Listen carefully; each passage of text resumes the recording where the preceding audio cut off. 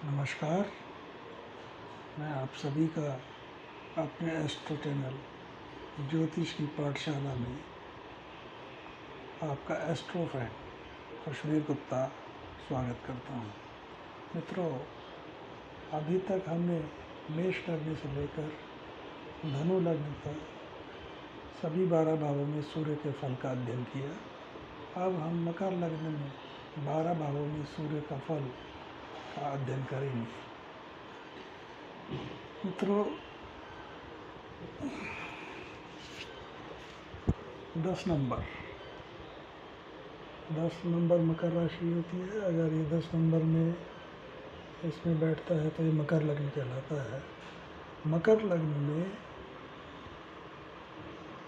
सूर्य का फल जानने के लिए सूर्य अष्टम भाव का स्वामी है। अष्टम भाव हमारी मृत्यु, आयु और अध्यात्म के बारे में हमें बताता है।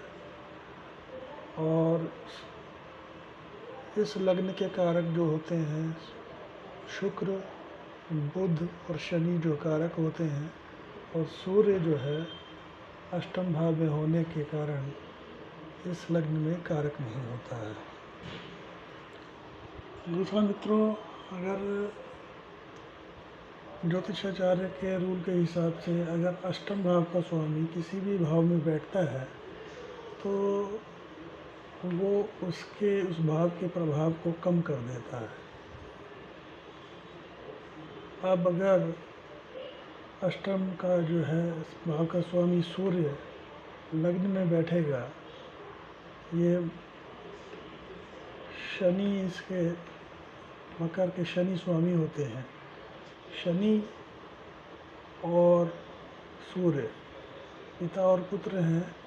इनमें नैसर्गिक मित्रता नहीं होती, और अगर हमें इसके फलादेश के लिए देखना पड़ेगा कि सूर्य यहाँ बैठता है तो शनि से उसके संबंध तात्कालिक मित्रता के हैं। अगर मित्रता के हैं तो ठीक है। अगर सूर्य यहाँ बैठेगा और 10 अंश ये डिग्री से ज़्यादा का होगा तो क्योंकि सूर्य लग्न में कारक होता है, हालांकि इस लग्न का कारक नहीं है, तो अपना फल बहुत अच्छा नहीं लेकिन खराब भी नहीं देगा, ठीक ठीक देगा। लेकिन अगर यहाँ पे यहाँ पे अगर सूर्य पीड़ित हुआ, शनि से दृष्ट हुआ या ग्रहण दोष हुआ, तो ऐसे में राहु शनि का रूप लेके सूर्य को पूरी तरह से ग्रहण लगा देगा और उसको सूर्य को बिल्कुल भी अच्छा फल लेने से जो है बिल्कुल रोक देगा। तो इस वजह से हमें ये देखना होगा कि शनि से दृष्ट ना हो, राहु से ग्रहण ना लग रहा हो, उस स्थिति में तो ठीक देगा। अदरवाइज़ यहाँ पे क्या कहते हैं, ग्रहण दोष में प्रॉब्लम देगा, कलंक लगने की स्थिति होगी और इस तरह का स्थिति पैदा करेगा। और यही सूर्य अष्टमेश अगर धन भाव में बैठेगा, ये भी शनि की राशि है लेकिन ये वायु तत्व की राशि है, और सूर्य अगर यहाँ पे पीड़ित नहीं है तो जातक को अपने घर से संपत्ति वगैरह का लाभ प्राप्त होगा। लेकिन अगर पीड़ित होगा, पीड़ित होने की अवस्था में, शनि से दृष्ट होने में, ग्रहण दोष होने में जातक को, और अगर मान लीजिए शनि सूर्य यहाँ होता है और शनि परिवर्तन होके लग्न में बैठ जाता है, ये परिवर्तन योग भी होगा, लेकिन फिर भी यहाँ पे और आमने सामने देखेंगे तो जातक को परेशानी देगा, रोगी बना देगा, ब्लड प्रेशर की प्रॉब्लम देगा, और क्या कहते हैं नेत्रों में प्रॉब्लम देगा, बाल झड़ने की प्रॉब्लम, इस तरह की प्रॉब्लम चालू हो जाएंगी। यही अगर अष्टमेश अगर पराक्रम भाव में बैठता है, ये गुरु की राशि है, गुरु उनके नैसर्गिक मित्र हैं। अगर तात्कालिक मित्रता गुरु से सही है तो सूर्य यहाँ बैठ के श्रेष्ठ फल देगा, यहाँ पराक्रम बढ़ा के भाग्य की वृद्धि करेगा। अब आते हैं हम चतुर्थ भाव में। चतुर्थ भाव अष्टमेश सूर्य की वैसे तो उच्च की राशि है, लेकिन अगर पीड़ित होगा यहाँ पे सूर्य तो अष्टमेश सूर्य यहाँ पे कलह का कारण भी बनेगा। और यहाँ पे सूर्य जो है कलह करवाएगा, माता से कलह, माता के स्वास्थ्य में प्रॉब्लम, पिता से कलह, और उस कलह के कारण आप स्वयं होंगे। आप अपनी वाणी से अपने माता पिता को पीड़ा पहुंचाएंगे। और ऐसे में इस स्थिति में आप इस तरह का अगर करेंगे तो, क्योंकि अष्टमेश सूर्य जो है आत्मा का घर है, पिता का घर है, अगर आप ऐसा करेंगे अपने भाग्य का नाश करेंगे। ऐसी स्थिति में जातक को चाहिए, पिता का, इस लग्न के जातकों को चाहिए कि गलती से भी अपने पिता का अपमान न करे। अगर वो अपमान करेगा तो ये समझ लो अपने भाग्य का नाश करेगा, अपने आत्मविश्वास को ख़त्म करेगा। अब यहाँ पे अगर पीड़ित नहीं है सूर्य तो जातक को सूर्य श्रेष्ठ ही फल देगा और जातक अपने पराक्रम से और हर तरह का सुख भी प्राप्त करेगा। लेकिन माता के स्वास्थ्य में, हड्डियों में दर्द इत्यादि की प्रॉब्लम तो ये सूर्य देगा ही। अब हम आ जाते हैं पंचम भाव में। ये पंचम भाव में अगर सूर्य बैठेगा, ये शुक्र की राशि है। शुक्र की तात्कालिक मित्रता अगर सूर्य के साथ सही है तो वो ठीक नहीं, यहाँ से वो लाभ भाव को देखेगा और लाभ भाव में इनकी मित्र राशि है तो इनको यहाँ पे लाभ प्राप्त होगा। लेकिन पीड़ित होने की स्थिति में, शनि से दृष्ट होने की स्थिति में या ग्रहण दोष होने की स्थिति में जातक की जो है एजुकेशन में प्रॉब्लम, और वो जातक इस तरह का व्यवहार करेगा कि उसके लोगों से जो है टीचर्स वगैरह को भी प्रॉब्लम होगी, उसके व्यवहार से लोगों को प्रॉब्लम होगी, और संतान उत्पत्ति में प्रॉब्लम होगी, संतान को प्रॉब्लम होगी, जातक को एजुकेशन में प्रॉब्लम होगी। इस तरह की समस्याएं आएंगी। अब हम आते हैं षष्ठ भाव में। षष्ठ भाव में ये बुध की राशि है। बुध की अगर तात्कालिक मित्रता ठीक है तो ये सूर्य यहाँ का, और एक बात है कि यहाँ का पंचम भाव का अगर सूर्य जातक को हर तरह से अपने दायित्वों का, अपने परिवार का, अपनी ड्यूटीज़ का, अपने समाज का, अपने माता पिता का, सब का ध्यान रखना चाहिए, अपने धर्म का पालन करना चाहिए, पहले अपने कर्तव्यों का, फिर अपने धर्म का।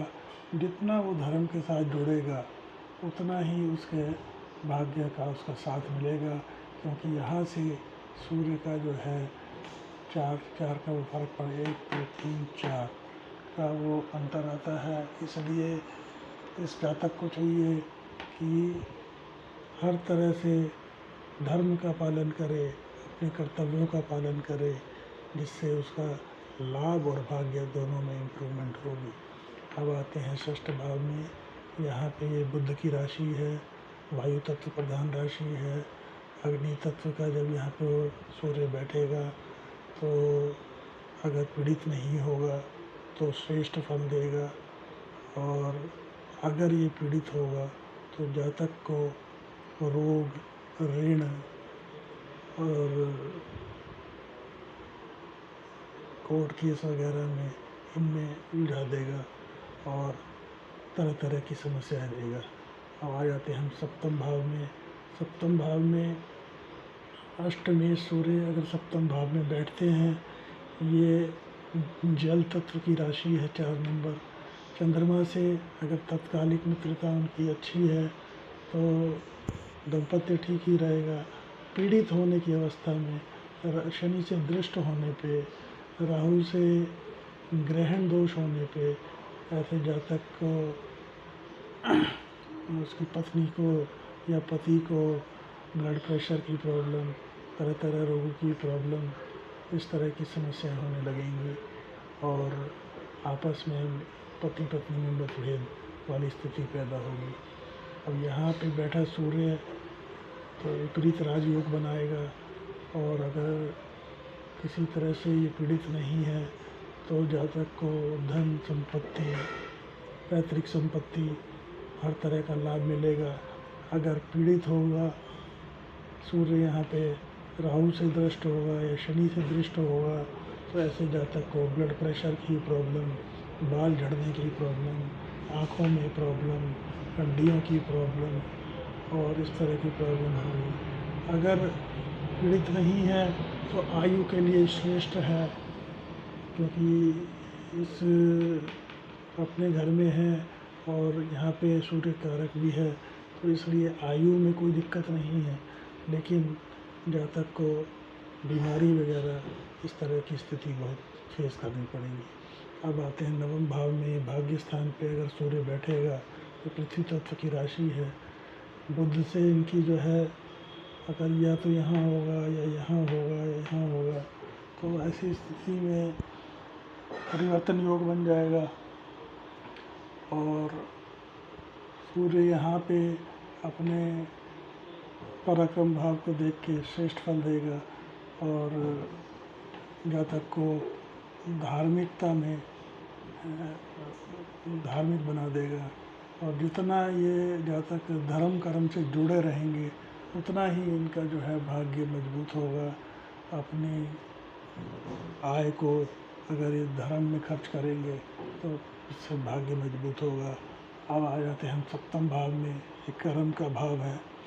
लेकिन यहाँ पे सूर्य 7 नंबर में तुला के हो जाते हैं, यहाँ पे नीच का फल देते हैं और नीच का फल देने की वजह से अगर सूर्य 10 डिग्री से कम है, राहु से दृष्ट है तो राहु से दृष्ट है या ग्रहण दोष बना रहा है या शनि से दृष्ट है, ऐसी स्थिति में जातक को व्यापार में पिता से संबंध खराब होंगे, माता से संबंध खराब होंगे और व्यापार में भी दिक्कतें आएंगी। इस तरह की स्थिति पैदा होगी। ऐसे में जातक को चाहिए पिता का सम्मान करे, सूर्य को जल दे और पिता का सम्मान अपमान गलती से भी न करे। ये जातक, इस लग्न के जातकों को मैं विशेष कर कहना चाहता हूँ क्योंकि उनका जो है अष्टमेश सूर्य जो है आत्मा के स्थान पे बैठा है और अगर वो पिता का नुकसान करेंगे तो अपने भाग्य का नाश करेंगे। इस तरह से जातक अपने इस कमज़ोर सूर्य को या अगर 10 डिग्री से ज़्यादा भी है तो भी इसी उसका पालन करें कि पिता का ज़्यादा से ज़्यादा सम्मान करें, इससे उनकी भाग्य में वृद्धि होगी। अब आ जाते हैं हम 11वें भाव में, ये आय का स्थान है। सूर्य यहाँ बैठेंगे, आय स्थान में बैठेंगे तो श्रेष्ठ फल देंगे। यहाँ से वो विद्या संतान भाव को देखेंगे तो श्रेष्ठ फल ही देंगे और हर तरह से कोई दिक्कत नहीं, क्योंकि इनके मित्र की राशि है। और यही अष्टमेश अगर द्वादश में बैठता है तो यह विपरीत राजयोग बना देता है। यहाँ पे जातक को अत्यधिक संघर्ष के बाद अच्छा फल मिलेगा और श्रेष्ठ रिजल्ट मिलेंगे, क्योंकि यहाँ पे विपरीत राजयोग का निर्माण कर रहा है सूर्य।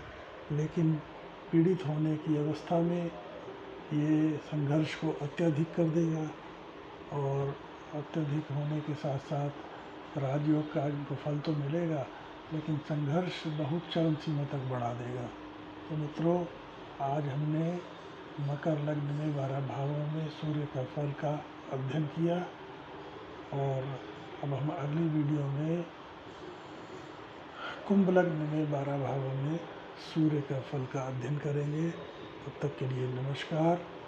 अगर आपको ये मेरा वीडियो पसंद आया हो तो इसे लाइक करें, मेरे चैनल को सब्सक्राइब करें। बहुत बहुत धन्यवाद। जय हिंद।